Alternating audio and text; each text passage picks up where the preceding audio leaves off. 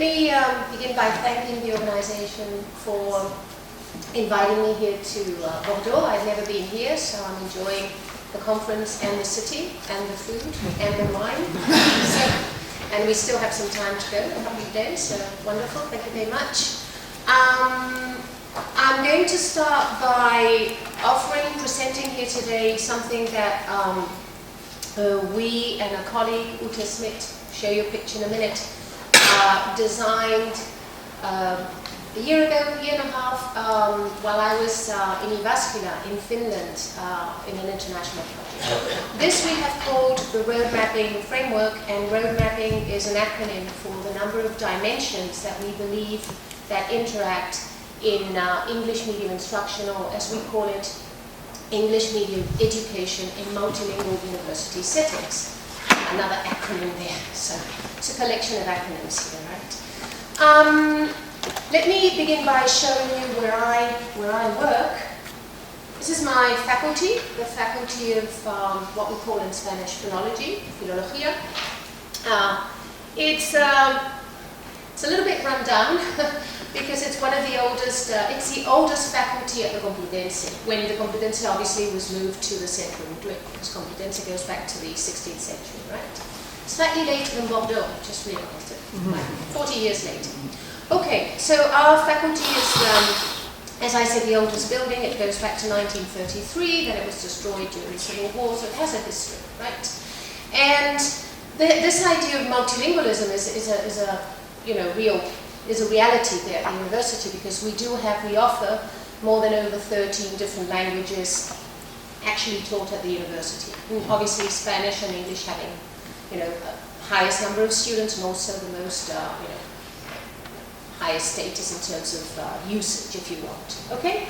So what we are finding in our faculty, but that could be reproduced in other settings, in other faculties, not only in Complutense, but here in Bordeaux and other places, is a combination of lots of things. The idea of multilingualism, integration, mobility, cultural differences, language, internationalization, research, content, academic literacies, globalization. What am I trying to represent with all these elements? All these different factors are kind of putting pressure on us as teachers, as individuals, as students. And what's happening is that there are so many factors that we have to take into account now that we're into this globalization, internationalization, even the European higher education area. We find that there are lots of factors that we have to take into account that were probably not so visible, so important, so pressing before. So basically what we have designed with the road mapping framework is to present a conceptual framework that may help overcome prior fragmented conceptualizations and serve as a reference when either analyzing a particular context or trying to compare contexts. Why? Because after years, and it's already 15 years of actually working in this idea of English medium instruction, along with my colleague Ute Smith, what we found was that there's an enormous amount of, obviously, implementation of these programs across the world, especially in Europe, but at the same time, there is under-conceptualization. And then at the same time, what it seems is that people are doing similar things in very different places, but at the same time, we believe that they're not possible, they're not extrapolated, they cannot be extrapolated to other settings because of contextual differences. At the same time, we believe that there are more probably commonalities than differences. But again, we can discuss that later if you want in questions. Basically, I'd like to argue for the relevance of this framework, and I'm going to exemplify drawing some discourse examples, some language examples from the two contexts in which we work. My colleague Ute Smith works in Austria, in Vienna University, and I work in the Spanish context. And interestingly enough, there were a lot of resemblances in these settings. And I can tell you that this framework has been published in the Journal of Applied Linguistics, but if anybody, it's not open access, but if anybody wants to have a copy of the paper, I will very happily send it to you. Okay, so this is the team. This is the team. Basically, up there we have Ute Smit, as I said, from Vienna University, and then we have the Conclio team. This Conclio team is, as I say, a team of researchers and also teachers, practitioners that got together under the Conclio project. Conclio stands for conceptualizing CLIO. Everybody's familiar with the term CLIO, I assume so. And this was funded by the Academy of Finland, and went on for 3 years. It just finished last year, and there's a book coming out sometime this year on the conceptualization of CLIO. So it's very interesting because it actually brings in together quite a number of theories and frameworks that will actually help, I think, consolidate the idea of CLIO, which everybody is used, but sometimes in a very loose manner. Okay, the rationale for the project, for the framework, to stress the applied linguistic relevance. By this I mean the importance of language in all this scenario, the importance of language in higher education. It's a fast-growing research team, not only implementation but also research. Every day you come up with more papers that are actually dealing with this reality in different settings, not only Europe but Malaysia, Latin America, and journals that are actually being developed or even specializing in this topic. And also the need for this holistic conceptualization, that is to overcome what I said about fragmented views. Okay, a little bit about terminology. I know this is a bit painful sometimes, but I think it's important because it reflects our stance, where we stand in regards to these concepts or ideas. So EMI is the one that we've been kind of using here in this context, or at least yesterday in the roundtable. English medium instruction. CLIO, which is, I don't know if you share this view or not, but we've noticed that CLIO, at least in the context that we're more familiar with, is more for primary and secondary. I don't know if in France we could say the same, and EMI is mostly used in tertiary and even ICL, but then again there might be differences. In ICL, the idea of integrating content and language, not just using English as the vehicle of instruction, but integrating this idea of language in the syllabi. And then EMI/ICL, which is a kind of hybrid that we used in a publication for lack of something better, let's be honest. And we realized that we did not like that term. So the new term that I'm going to be using this morning is EMIMUS, another one, okay, which stands for English Medium Education in Multilingual University Settings. Now, the reason for coining a new term is not because Hilary and I were talking about this yesterday, about people, referring to the same idea but with a different name, and therefore people have to quote you, making your... But it's not really that, or only that. It has to do really with our view, our conceptualization of the notion. It's really the idea that some of these terms have already been loaded and already kind of immediately bring up certain associations. Basically what we are referring to here is using a wider semantic idea of English medium education. It doesn't necessarily mean that we're actually focusing on language or content. It's slightly wider, and it's also the idea of multilingual university settings. Because although we are talking about English and we are using English, and this is inevitable, we know the status and everything else, we do believe that the final outcome of all this is truly multilingualism. This is something that in my university, a lot of the teachers came up and said, English medium instruction, or English teaching through English, Español, lengua de instrucción. Sorry, Inglés, lengua de instrucción. No. It's more than that. It's much more than that, okay? We're going into language planning and internationalization, and we know that our respective national languages have a weight and have a say in all this, and we shouldn't forget this. I think I feel very strongly about this. There are frameworks before. I don't know if you're familiar with Doe Coyle's 4 C's: the cognition, communication, culture, and content. Also, the LANCO project with the CLIO sub-project is a very interesting framework, or the key levers model, or even continued multilingualism at university. But most of these existing frameworks have a pedagogical approach. They're pedagogical. They deal with teaching practices. Disciplinary views and roles of language in academia, this has more to do with language policy or language management. That is, focusing on language policy in universities. So our conceptual framework is wider in the sense that we're going to obviously deal with practice, definitely, but it's not only pedagogical. It's mostly a conceptual framework, okay, to understand later things like practices and processes. So very quickly, to talk about conceptual orientations, which are, without boring you to death, basically what we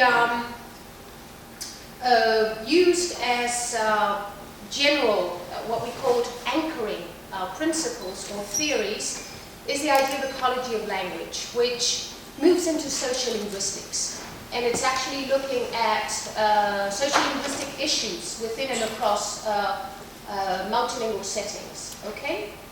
The idea of something which does not divide, let's say, social linguistic elements into micro and macro elements, but kind of moves across those scales, what we call scales. Then, obviously, another overarching theory is language and superdiversity. And I don't know if you're familiar with Blomard and Rampton and the idea of superdiversity related to migration, present-day migration, the movement of individuals and communities across the world, which we see every day, which yesterday in the roundtable they were talking about agreements between Bordeaux and a university in Japan or a university in China. We have the same. I mean, we're receiving lots and lots of Chinese students, so obviously that is creating new scenarios of communication which were never there before. So this idea of superdiversity. Expanded language policy, and here we follow Spolsky and Shohami, the idea of language policies not only as documents, which we would find in language policies, but also as language management practices, which can go again from classroom decisions to something as complex as institutional university decisions, which is, for example, what the Vice President was talking about as the 4 strategic elements. And then ecolinguistic language policy, which is a very interesting approach which actually blends the ecolinguistic approach and a language policy. So Francis Holt is actually focusing on language policies, again, which could be written or unwritten. Right? And we borrowed from Holt, the idea of a lens, which I'll refer to in a minute. And then we also used something which comes from the Finnish context, which is the multi-sided language policy. Again, language policies that can be applied or are applied, let's say, simultaneously in different sites. A language policy in a language class will be different from a language policy in a history class because of the agents, because of the discipline, because of the practices. So this idea of moving not only in a horizontal but in a vertical axis. So our framework is using, in addition to these conceptual orientations, a discursive construction of English medium education in multilingual university settings. Why discursive? Well, for all these obvious reasons. Number one, 2 researchers that have developed this framework, we are linguists, and therefore our area of expertise is discourse, is language, right? And then the centrality of language, of discourse and all this is evident, right? And because of different means of communication, what we're finding is that language is kind of being foregrounded, and maybe it wasn't foregrounded before. So that's one of the ideas.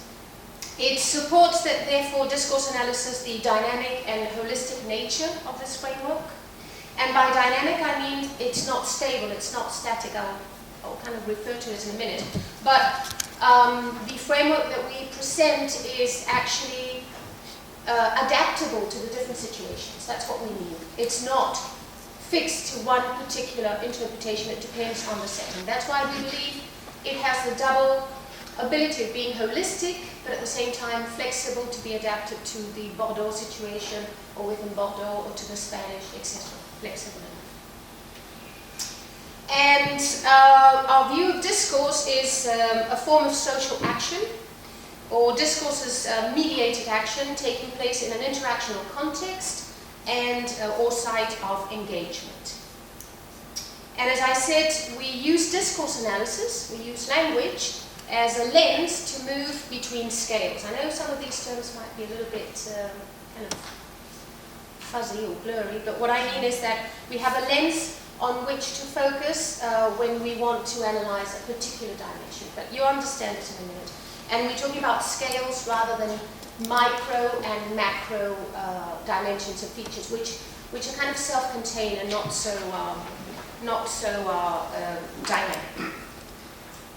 Okay, let's go to an example. I'm going to do this inductively so that you actually see what I'm talking about. It might be a little bit abstract for the time being. So this is the faculty, the Business Administration School at the Complutense. This is the school that I've been working with for the last 6-7 years with business people, business staff. And as I was saying yesterday, it's a big faculty, probably one of the biggest at the Complutense. It has over 6,000 students. And they started with this, what they called bilingual strand, bilingual groups, in 2009. So they already have some experience. So one of the things that we did when initially, back in 2006, when I set up a research project which was locally based, it was Complutense project. Now the project has grown into something which is being funded, not with a lot of money, I'm afraid, but funded by the Ministry of Economy and Competitiveness, so the importance of internationalization. One of the things that we did was ask teachers in this faculty what they thought about the whole idea of implementing bilingual degrees, okay?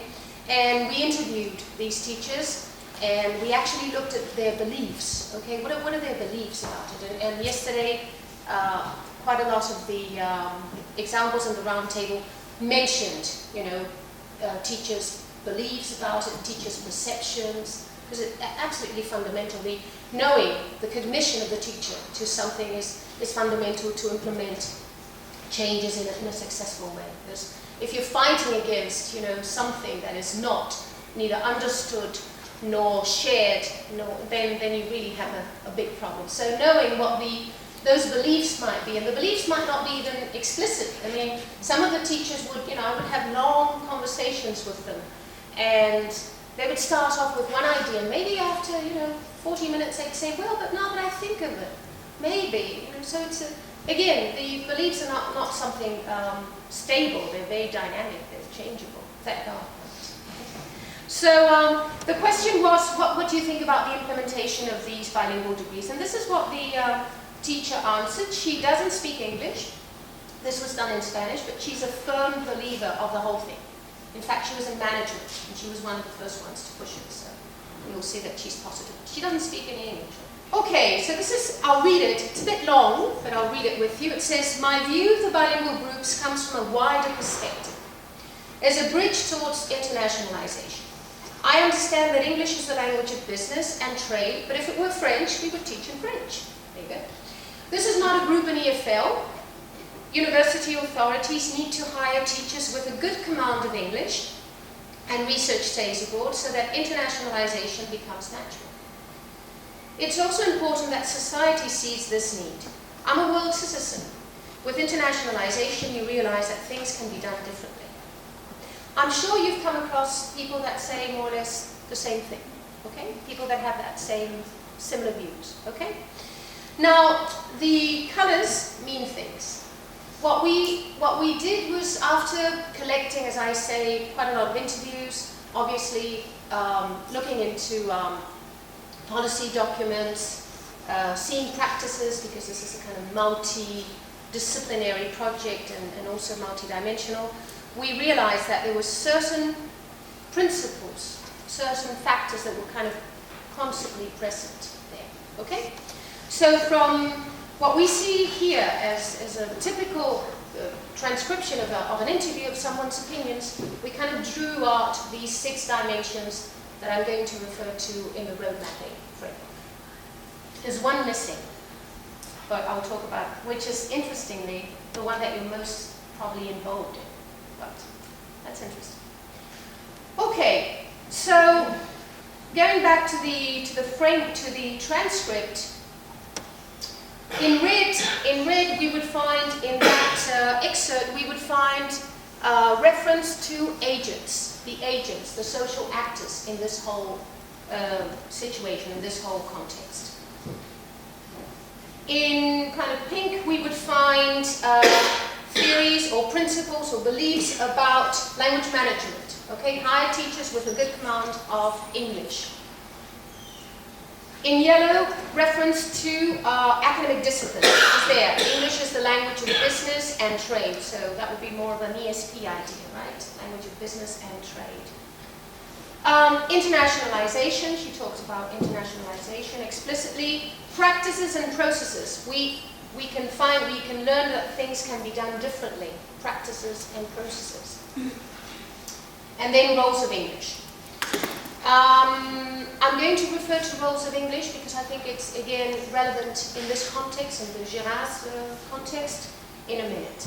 So all these 6 dimensions that we see reflected here in the discourse all the discourse rather serves as a point of access to the 6 different dimensions which look like this. Okay, now another acronym and another figure. Okay, basically what do we have here? We have the 6 dimensions that I just referred to, and we place in the center discourses. As I said, discourse is the point of access to all those different dimensions. Can it be done differently? Can we access, let's say, international localization not through discourse, not through people's let's say, expression of this? Yes, but obviously that's not an applied linguistic perspective. One of the things that people ask me is that can this be used in a different setting, not only an applied linguistic setting? I think so. I mean, people actually have to see if it works. Some people are using it for teacher training, teacher education, as a way to organize such a fragmented and complex picture. So again, this is something that we encourage people to test, to use, and see if it would be interesting and relevant or not. So, as I say, here we have the 6 dimensions, and what I'm going to do now is go into all 6 dimensions. Yes, and then hear your questions or comments or queries about the framework. Okay, roles of English. I think this one is, right now what we're doing is working precisely on providing a little bit more depth into this idea of roles of English. And by roles of English, I don't mean varieties. I'm not talking about varieties, we're talking about functional purposes, communicative purposes. And one of the questions is, when we talk about English, what English is it? Because I don't know if in your experience, I imagine so, the content teachers come and say, what we need is English, don't they? I need to improve my level of English. And you say, yes, of course. I mean, that's kind of condition number 1, if you want, but not only. Because, as I always say, a good command of the foreign language does not make you a good teacher, does it? Not necessarily. In fact, I've seen examples of teachers that had weaker resources, linguistically speaking, and were better teachers because they knew how to actually scaffold what they were saying, how to provide different ways of doing it, how to clarify, how to support, how to present input in different ways, etc.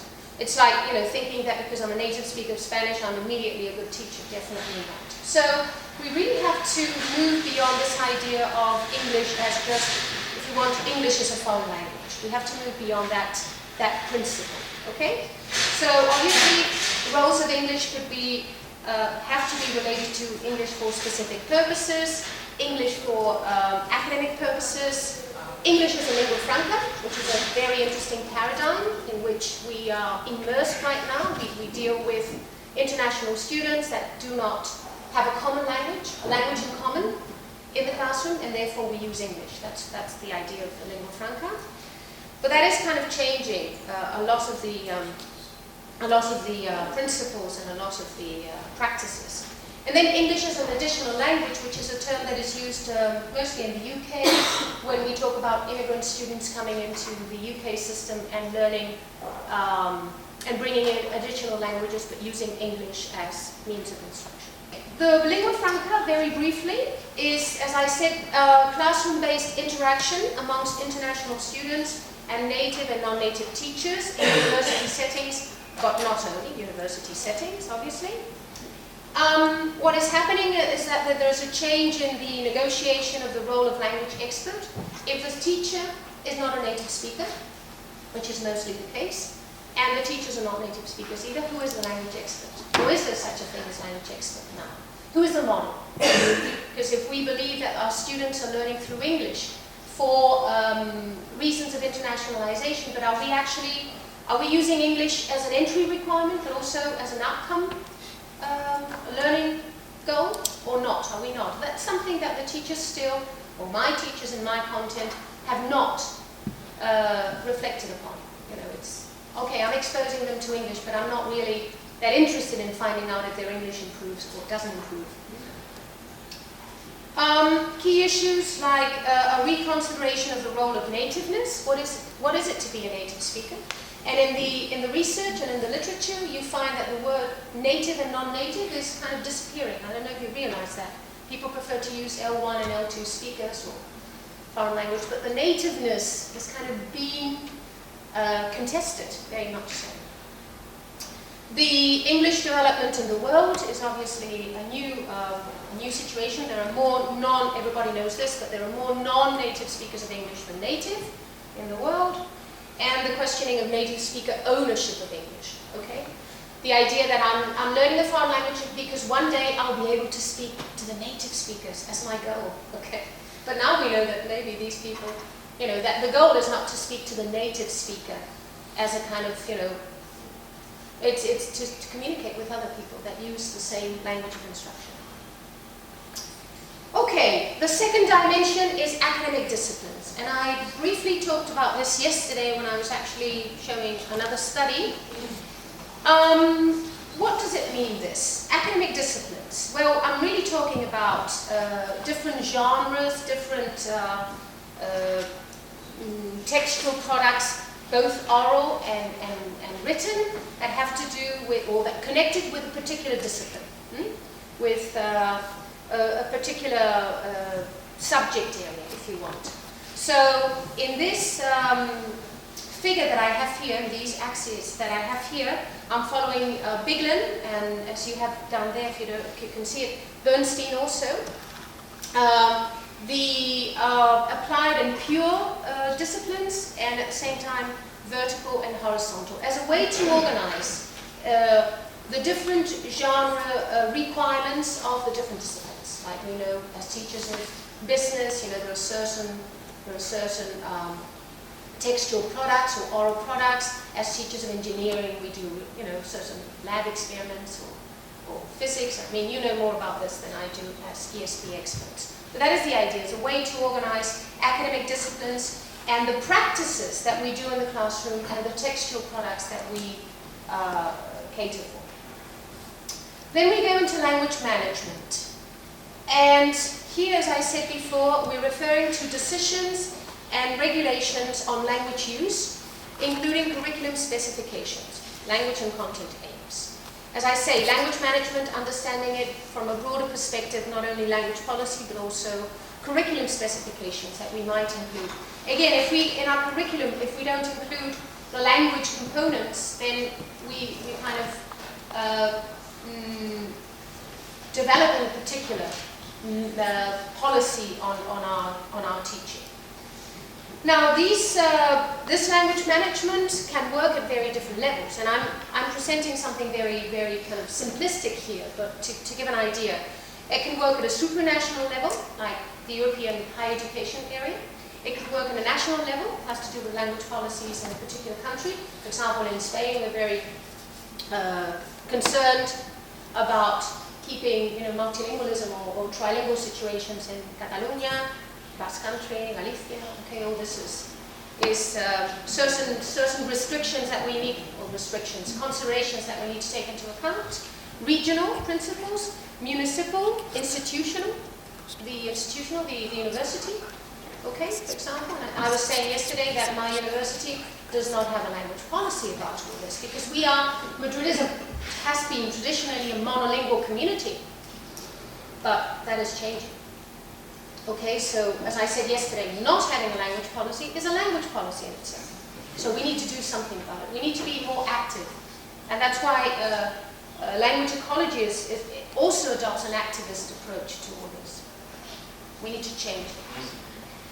Okay, what about the agents? Right. Okay, the agents. Again, a very simple way to organize the complexity of agency, and I wasn't aware of the amount of literature behind agency until I actually got going, and it's incredible. It's a very interesting dimension, because it actually reflects the stance of the whole stance in all this area. So we could actually look at it, as I say, from the point of view of individuals, but also institutionals. And each one of us holds, let's say, different agencies depending on our role at a particular time, right? We put our hat on. I'm the teacher, but then I'm also the dean. But also, okay, so we all have this kind of schizophrenic agency where we have to change depending on our roles at a particular time. So we move from possibility of teachers and students or researchers, I'm a combination of those three in a way, with institutional roles, like for example now I'm advisor, so I have an institutional role that sometimes clashes with my individual role. Okay, so all these things are really interesting, and I'm referring here to Sari and Ersin, 2012. It's a very interesting paper on the different theoretical approaches to agency, which are absolutely fascinating in language policies.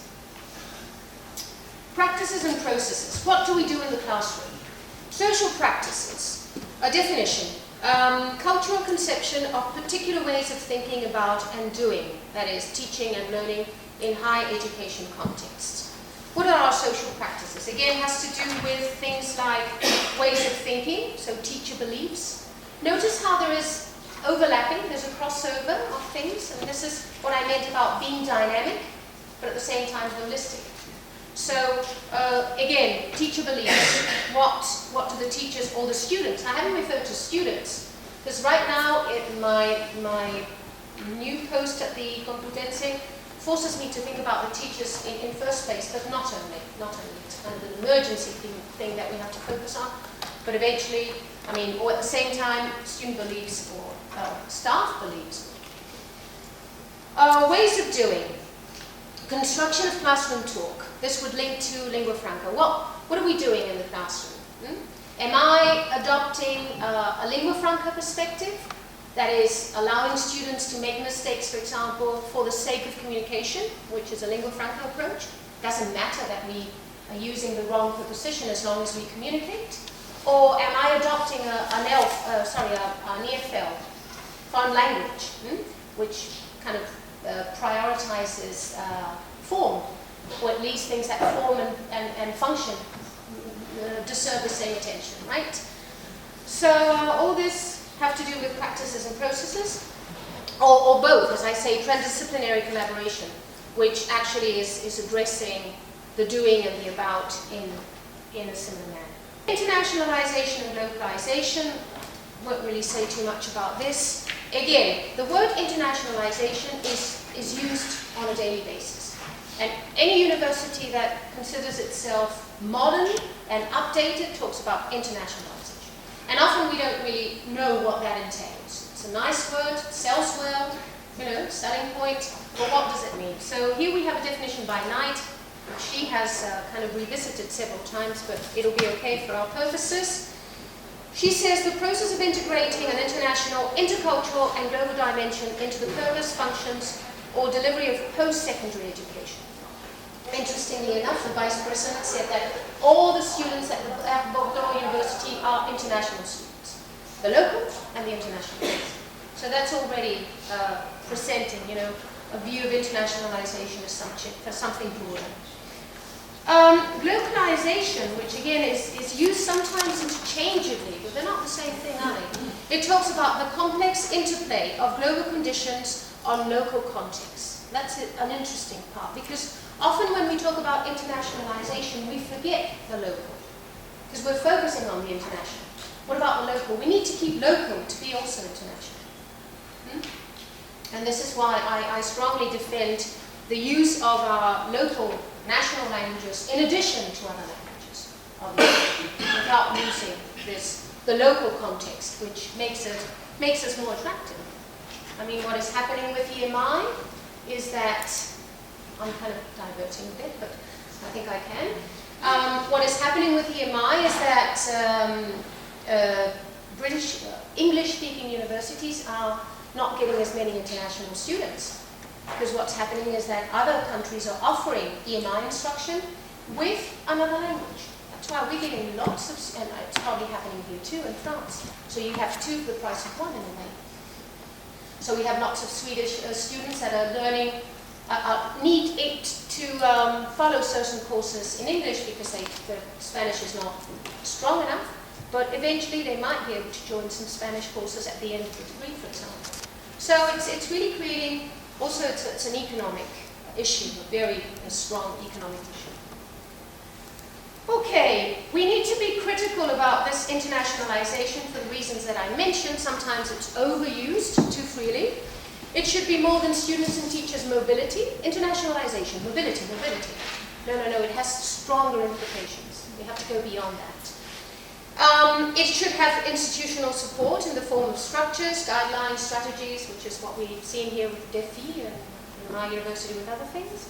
And then curriculum adaptations. What impact does all this have on our curriculum, on the content that we teach?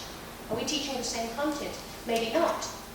Because obviously we're exposed to different student profile, and at the same time, if we want our students to go to Japan to do plant biology, as I heard yesterday, obviously the syllabus cannot remain the same, it has to be, okay? So that is kind of bringing in interesting reflections into teaching practices. Okay, example 2. Okay, here we have a different context. We have hotel management, Vienna. This is data from Uta Smith and Roles of English. Let me read this quote. This is a teacher being interviewed, first semester. And this is what she says, first semester, so they just started. Some student has real problems writing, so that basically I can't understand any of it. Okay, so we find these situations often.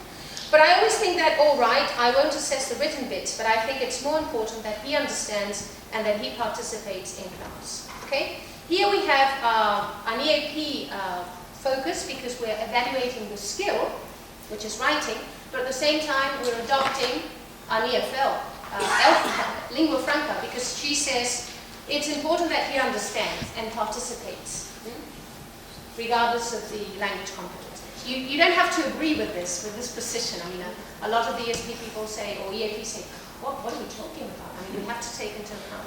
But I'm just describing a situation. I'm not evaluating it. In this quote, it's a student, and he says, I think we all got used to each other. These are very international students coming from very different countries doing hotel management. Doesn't mean we're speaking English better, but we speak in a way that we definitely understand each other. It's interesting because this comes from a longitudinal study. It's very different to my data. Longitudinal. She followed these students and teachers for 4 semesters, 2 years, and she actually saw how they were actually constructing content and negotiating meaning together. It's very interesting. Now it's a very interesting context, which, as I say, is happening more and more frequently. Or a student group interview, they say, you can see the improvement now. This is 4th semester, so we're at the end of the course. It's much more easier, we haven't corrected their image, it's much more easier for us to understand the terminology and to get the context, like in marketing. So many questions in the beginning we cannot understand, we don't know these words, but now we do, because we have the language, the terminology, the ESP part of it. So here we have ELF in the sense that we speak in a way that we definitely understand each other. We're not talking about accuracy. And here we would have ESP because we're talking about terminology in marketing and the words. Okay, so what I've tried to do with these examples about the roles of English is that there is no one single role of English. Again, we need to move beyond this idea of a monolithic English or language, foreign language. Because we talk about roles of English in relation to other languages and the idea that we are truly in a multilingual setting. So we're focusing here with the examples that I just referred to. We're using discourse to illustrate roles of English as one of those dimensions. What are the strengths of the framework, we believe? Well, one of them is that it's dynamic, as I said, that we can actually focus, or I like to use, we're using the lens metaphor to zoom into certain dimensions rather than others. You might think, okay, I'm a practicing teacher, I want to focus on practices and processes rather than focus on language policy. But maybe someone that is a decision maker, someone in management, might be interested more in the language management area. But as I say, you can actually have the full picture with all the dimensions and then focus the lens on a particular dimension without losing sight of all the others. So it's dynamic in its conceptualization, in its application, as I said. It's holistically oriented in the sense that EMI, ICL, or the new term mimus is more the result is more than the sum of its different parts. You know, the different dimensions, it's more than the sum of those different dimensions. It allows for interdisciplinary collaboration, and as I said, I've seen people using this in other, not only from an applied linguistic perspective, but beyond that. And it's discursive in the sense that it gives access to mimus as a social construct, and it conceptualizes it as discursively mediated social action. So I think allows for interplay of macro and micro levels, the lens. By using this idea of lens and eco-linguistic approaches, then we kind of avoid the idea of this is a micro versus a macro perspective. It's much more dynamic, it's much more fluid, which is the eco-linguistics. So, what are the next steps? We want to try the framework in other contexts, and this is what we're actually moving to. We want to expand the applied linguistic perspective, which again I said is I think very necessary, and try out its viability through interdisciplinary collaboration.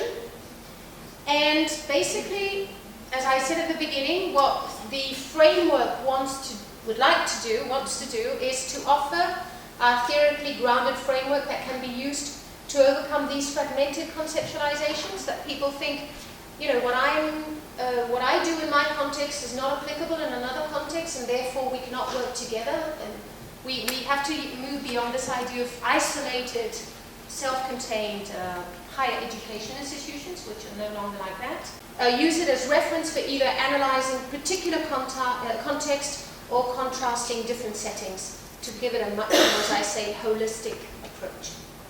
And I think I have finished. Merci beaucoup.